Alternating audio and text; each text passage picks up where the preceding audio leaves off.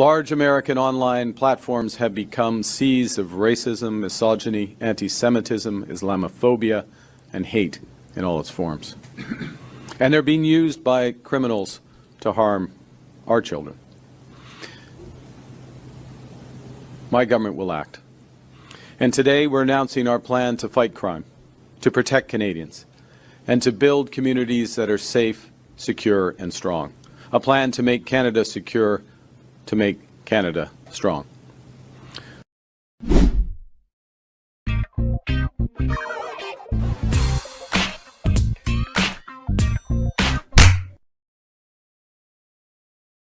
can't handle the truth. Resolve to resist.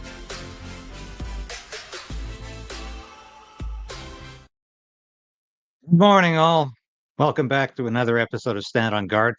I'm your host, David Krayden, broadcasting to you live from our nation's capital in Ottawa. When we come back, Marjorie Taylor Greene has won a huge victory for the people. The Globe and Mail has illustrated why it's not Canada's national newspaper.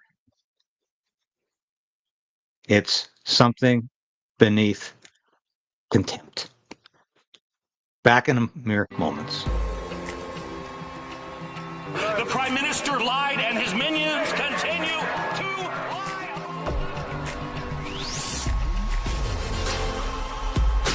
We need political change. But we also need to resolve to resist.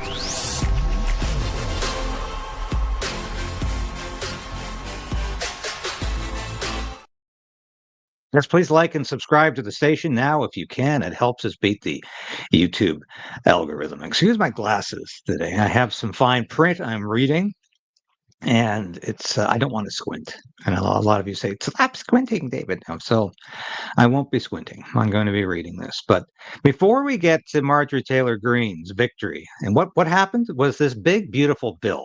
And there's a lot of problems with this big, beautiful bill that President Donald Trump has been foisting on Congress.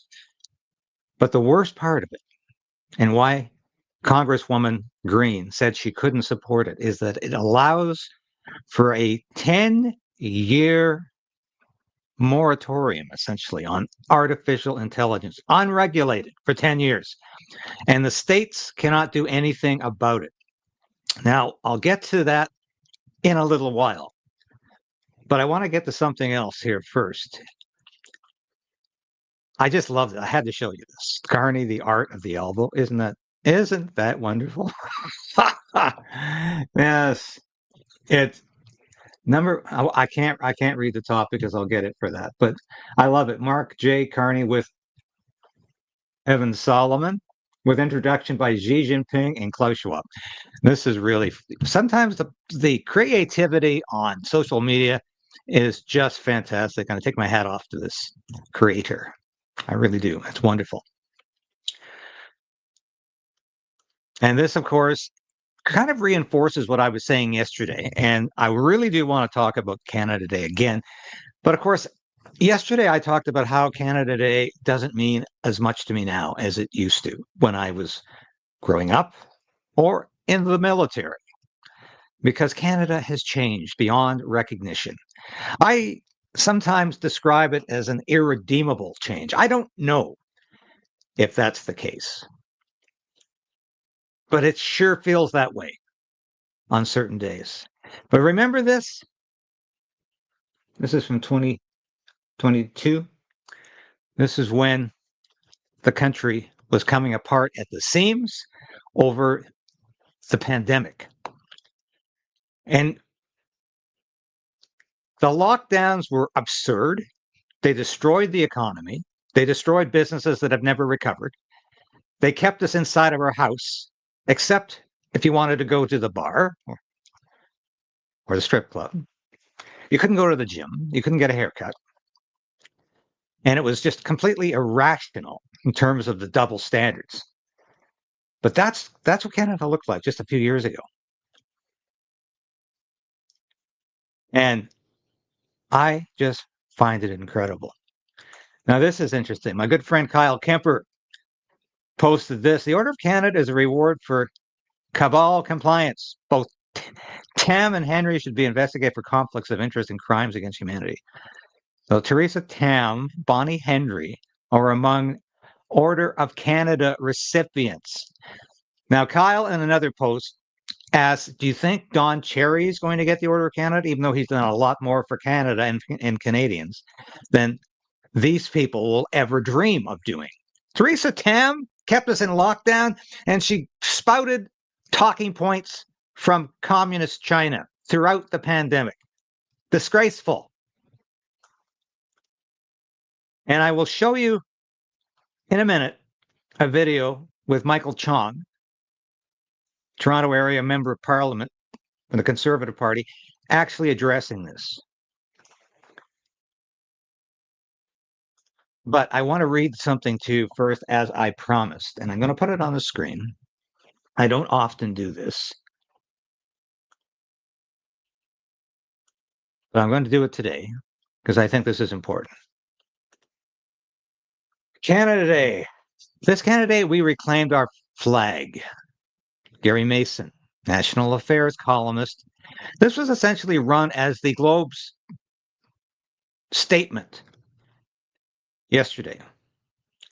And I want to read this because I have never read more asinine material than this. And I've read this sort of material before about how people were embarrassed about the Canadian flag because the Freedom Convoy, say it, Freedom Convoy, dared to use the Canadian flag as a symbol of patriotism. And let me tell you this. The greatest patriots Canada has ever seen were those Freedom Convoy truckers and the protesters who put their careers on the line for our health and safety. And I'm just going to read some of this because it's phenomenally incredible that people are still writing this way. In late January 2022, dozens of trucks and tractor trailers arrived in the nation's capital to take part in a protest. What started out as a rebellion against COVID-19 protocols morphed into something else, something bigger and more disturbing. It became a demonstration against Canada itself. There were reports of a manifesto that imagined the protesters taking over the federal government. Patience among those living in downtown Ottawa wore out. Residents demanded their city back. By Family Day weekend in February, police had moved in to arrest dozens of protesters and remove scores of vehicles that had occupied the precinct around Parliament Hill. Somewhere along the way, the dissidents stole our flag. Now, I really object to that. You'll remember this. The same people who broke the law by ignoring city bylaws and disrupting the peace for nearly a month proclaimed themselves Canadian patriots because they were, Gary Mason. They flew our flag from their trucks. They hung it over their encampments. By the end, many Canadians associated the red and white maple leaf with the so-called Freedom Convoy. Well, it was a Freedom Convoy in a way you will never understand freedom. For a long time after, whenever you saw a truck going down the street bearing a Canadian flag, you likely thought, Freedom Convoy lover. Many of us were afraid to hang a flag outside our home on Canada Day for fear of being associated with a bunch who had occupied our capital and tried to bully our government. Excuse me. Excuse me.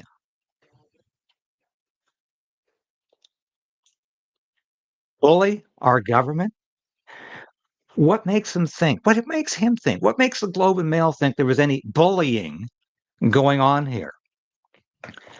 What was going on?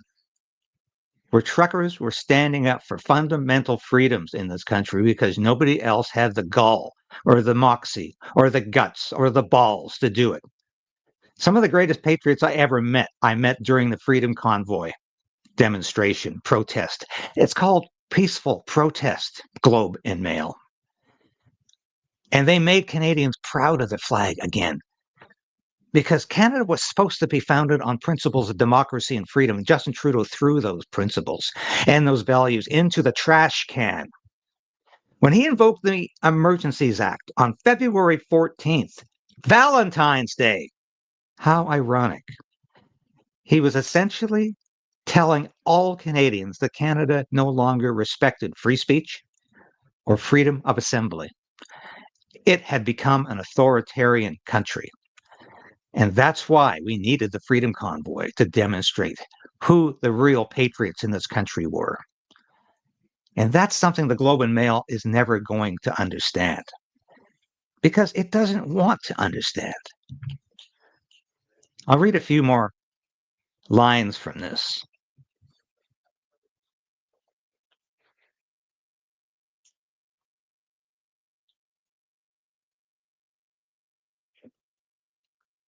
And here we are. Pride in this country is swelling. There are many reasons for that, of course, not the least of which is U.S. President Donald Trump. When he threatened us with economic damnation through tariffs and suggested we become America's 51st state, we were at first flabbergasted and then angry. We have mostly banded together in solidarity against his actions. Really? Does that include Prime Minister Mark Carney, whom every time he meets Donald Trump almost gets on his knees and can't stop praising him with a sycophantic elegy that is almost nauseating? Is that how we're banding together in solidarity? The past few months have been an epiphany for many of us. We have watched news reports showing masked officers under the direction of the U.S. president apprehending people on American streets. Those are called illegal immigrants. And that's why Donald Trump is popular with Americans, because he's getting rid of illegals. We have seen some of them sent to prisons in South America on false pretenses. We have watched people riot in the streets of Los Angeles, seen prestigious universities cowed into silence, witnessed an unrelenting attack on a free press, observed an undermining of the legitimacy of science. Excuse me? All in America. How is this possible? What exactly is he talking about? Undermining the legitimacy of science? I'm sorry, he's lost me entirely. And of course, the column goes on ad nauseum in the same vein that Mark Carney has restored patriotism and pride in Canada, and these horrible Freedom Convoy truckers, where they weren't real patriots. Now I can see YouTube is sitting on this station today, sitting on this broadcast today, because this is still something we can't talk about. So please, I urge you right now, share this broadcast with your friends and family. Let's beat this censorship, because it's going to get worse if we don't make it better right now. Now, I alluded earlier to how people who really shouldn't be getting the Order of Canada are getting it. And here's Michael Chong. Did you know that, and thank you, Chris Erickson, for this post. Did you know that Theresa Tam was in charge of the Bio4 lab in Winnipeg when Ebola and Henopal viruses were sent to the Wuhan lab in China? Yes, and we're going to watch Michael Chong confirm that. Have you ever asked yourself why? Have you ever asked yourself why there's been no real investigation into that Winnipeg biolab scandal, where we had Chinese spies working there, sending material and documents back to China? Why was there no real investigation that was covered up? And that's what we like to do in Canada. We like to talk about, oh, we're so patriotic under Mark Carney. But Mark Carney has no interest in uncovering any of that. Mark Carney has no interest in finding out what happened in this Winnipeg biolab. But here's Michael Chong asking some questions. I asked this, Madam Jeffrey, is that the role of the president, the responsibilities of the president, the authorities of the president are to grant security clearances and to oversee the classification of employees and the access of those employees to the lab. So I think if you could let us know at some, after, if you could let us know, let the clerk of the committee know when the president first became aware of these breaches, because it's material to that that person's responsibility to ensure that security clearances are appropriate at the lab. The president of PIAC exited her role as president of PIAC on February 27th, 2019. A new deputy head was not appointed until May 6th of that year. So there was a period of about 10 weeks in which there was no president of PIAC. So my first question is, was there an interim or acting president of PIAC during that period from the end of February to the beginning of May of 2019? Yes, as is normal, an interim president would be appointed with delegation during that period. And who was that? What was that role? Was it an ADM or was it a director general? Like what? Who was the acting president during that period? The acting president during that period was the chief public health officer. Chief public health officer. And did that person, the chief public health officer, did she have the delegated authority over security clearances for the lab? The policy on delegation resides with the deputy head. However, the approval of individual clearances is delegated to the chief security officer of the agency. Okay, and so that wasn't, the delegation to the chief security officer wasn't just for that interregnum period. It's generally delegated at all times. Yes, given the volume and size of the agency, the sort of day-to-day decision-making on security clearances resides with the chief security officer. Okay. And when did the chief security officer first become aware of the national security issues at the lab? So my understanding is that in August of 2018, subsequent to a briefing that was given for general awareness by the Canadian Security Intelligence Service, that the potential concerns regarding the vulnerability of lab employees to potential influence were flagged to the service, and fact-finding began, and that in September, potential issues began to be identified, and the chief security officer wasn't. So I show you that. I know it's rather low key, but I show you that to illustrate the fact that nothing has been done except a little bit of committee investigation, some questions, but nobody was ever charged. Nobody was ever really investigated. And that's because in this country, we just cover things up. So we don't have to talk about them. So we can write columns about how patriotic we are under Mark Carney and how much we hate Donald Trump.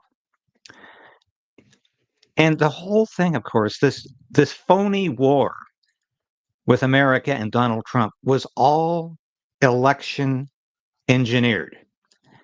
It was all shambolic.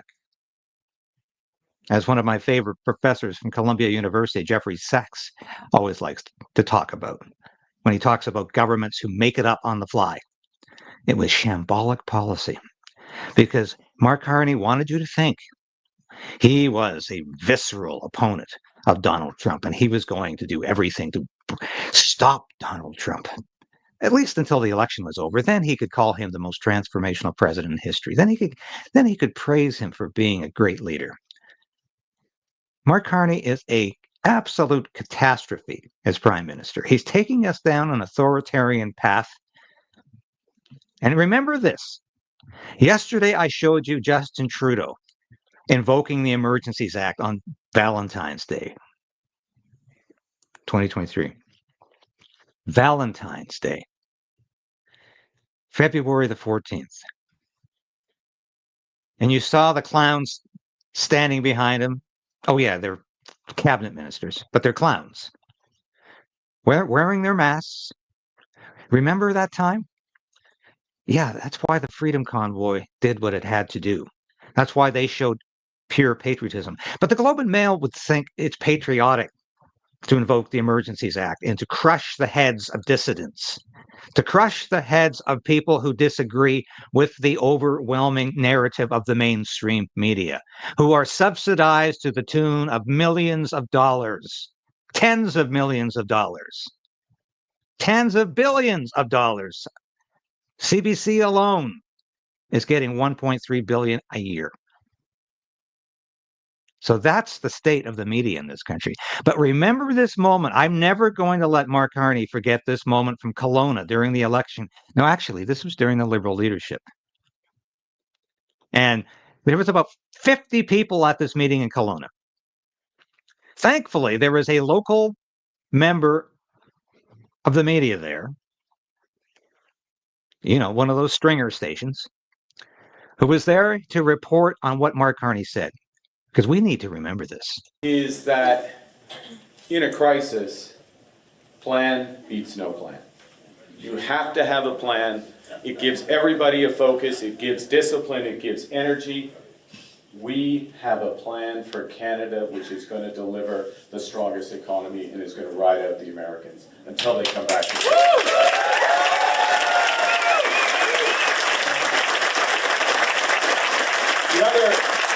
The other thing I learned over the years, it took me a while to really grasp this, but I am a huge fan of markets in the private sector and delivery.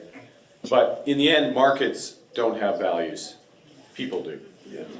And it's our job, often in government, is to make sure that those markets are directed to deliver for people. Now, not everyone gets that. And my opponent, I've seen this type of politician before around the world. Lifelong politicians. There's no bigger believer in the market than a lifelong politician who's never worked in the market, never made a patient, never earned it. So the answer to every problem is to cut, destroy, reduce. The Americans, I'm trying to rationalize for a moment what's happening with them. It's not easy. I understand your point. But part of the reaction there is because they lost their way. They forgot about the middle class. They forgot about the big hits to the middle class and the squeezes on the middle class in America. They have also let the tech giants and others run people's lives. Now they're letting them run the government. Sure. Now they're letting them run the government. Okay. Look, there's a lot at stake right now. And a lot of it is economic, and I'm going to come to an economic response in a second. But part of it is about what they want. They want our resources. They want our water. They want our land. They would destroy our way of life. Let's just think about this for a moment. I'll look around this room. Canada is a mosaic, right? We're all Canadians here. But we all have different identities that we share and we celebrate. America is a melting pot. You go there, become American, move into becoming American. It's a different way of doing things, it's not our way of doing things. In America, there are no First Nations. In America, there would never be French language right. Jamais les droits de langue en français. Personne ne parle. Be New Orleans. Be Louisiana, pas Quebec. In America, healthcare is a big business, it's not a right. In America, the social safety net has gaping holes in it through which tens of millions of people fall every year. America is not Canada. And Canada will never, ever be part of America in any way, shape, or form.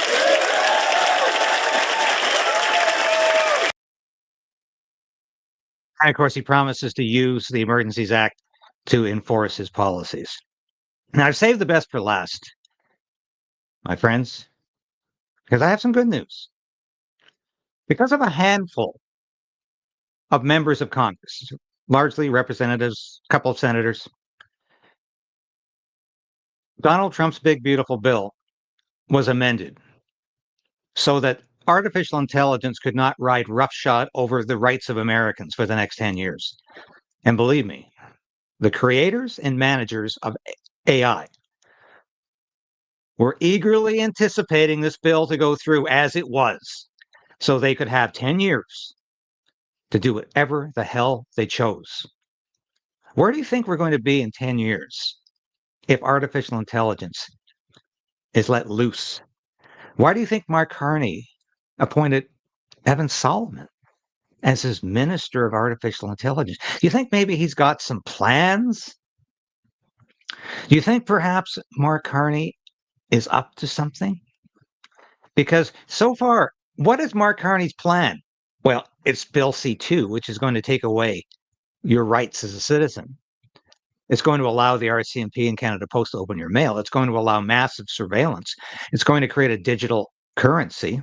It's going to basically create the beginnings of a cashless society. And it's going to force people like me to report subscribers and the addresses and their addresses. This is insanity. What about Bill C-5, which even the Conservative Party supported? What was in Bill C-5? Well, it's going to create a corporate aristocracy in this country run by Mark Carney. Do you think this man has a social conscience like he pretends to have? As a businessman, as the chairman of Brookfield Asset Management, he ran that company entirely for the profit motive, no matter who he had to run over. And that's fine. If you want to run your business that way, stop pretending you give a damn about ordinary people.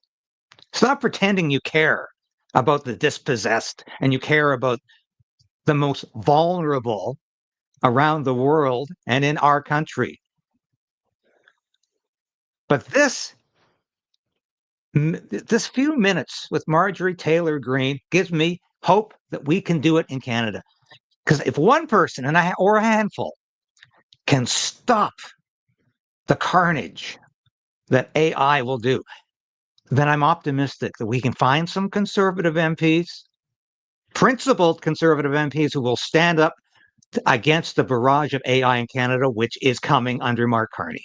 He's already told you that. That's why he has a minister in charge of it. We need to stop it because I can tell you this. We're all replaceable under AI. There's never been a time in history where technology has planned for the obsolescence of the human race. Understand that. Other revolutions in technology have resulted in the obsolescence of lesser technologies, of other ways of doing business, of other ways of life. No technology in the history of humankind has ever planned for the obsolescence of humanity. So we're no longer required. So we'll be what? Drugged up, sitting in front of our televisions, our computer screens, doing nothing, eating grasshoppers, as the WEF has told us we'll do it. We'll own nothing and be happy. That's Mark Carney's message, and that's what AI is all about. We will own nothing. We will not be working. We will be living on subsistence diets. And it will be pretty lousy food. But here's one brief moment of victory from Marjorie Taylor Greene in conversation here with Steve Bannon. Good morning, Steve. Yeah, evidently I could give that same speech this morning. It's outrageous that that's the case, and you would have thought that we would have totally turned a corner from that horrific moment in time.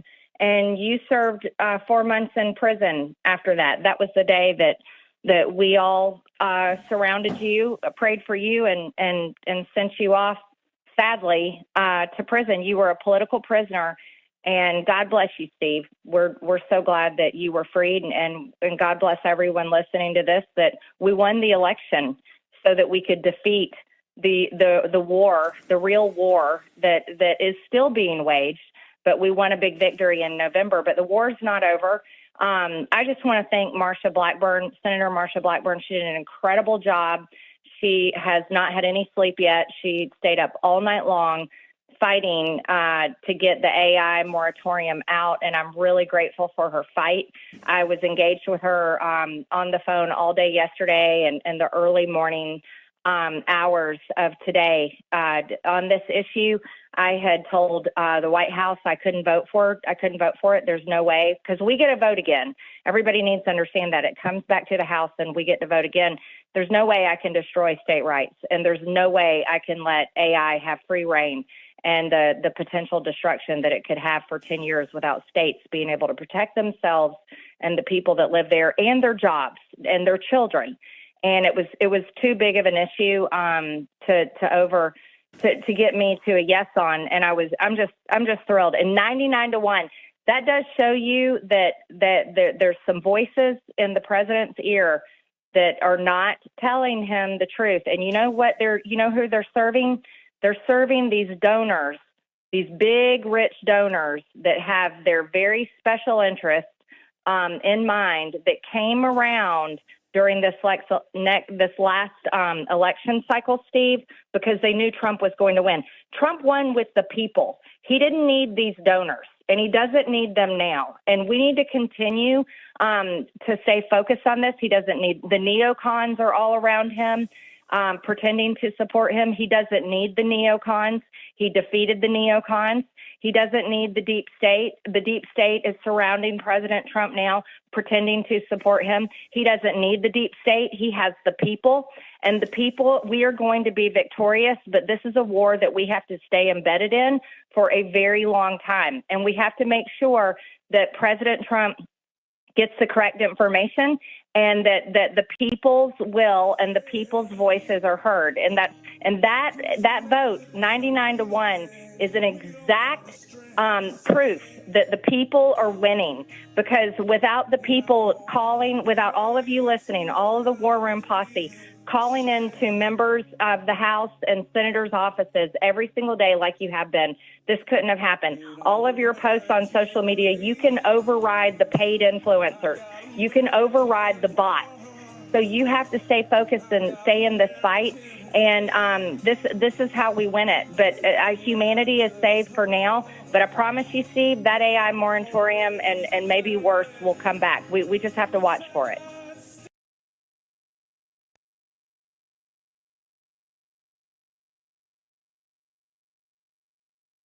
Yes, it will come back, but we can beat it again. Now, I show you this because it gave me some inspiration, because we're not seeing much to be hopeful about in Canada right now.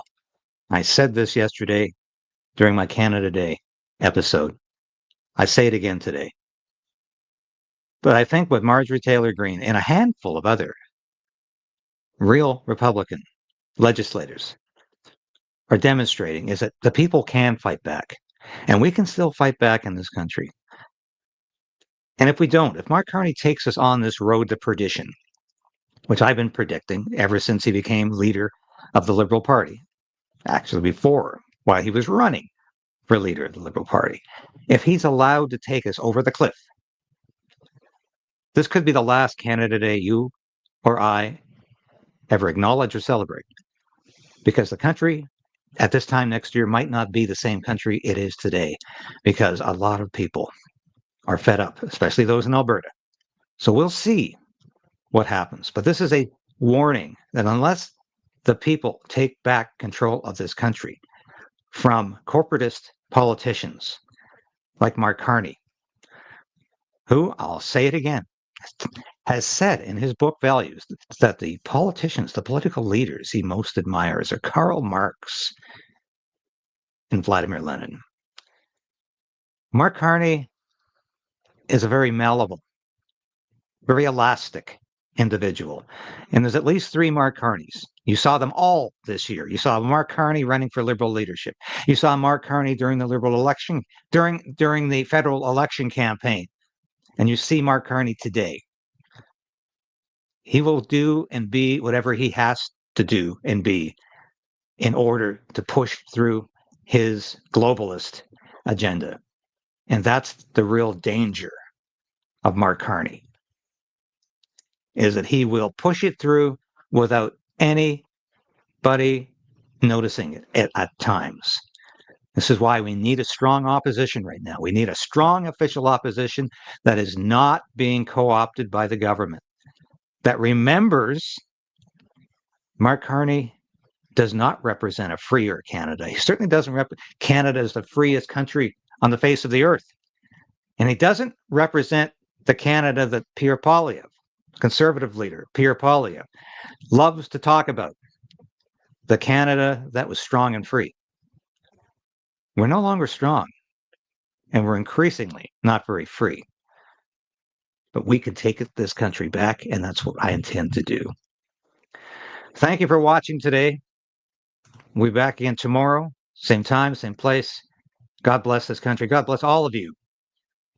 And this has been David Krayden broadcasting live from Ottawa. See you again tomorrow.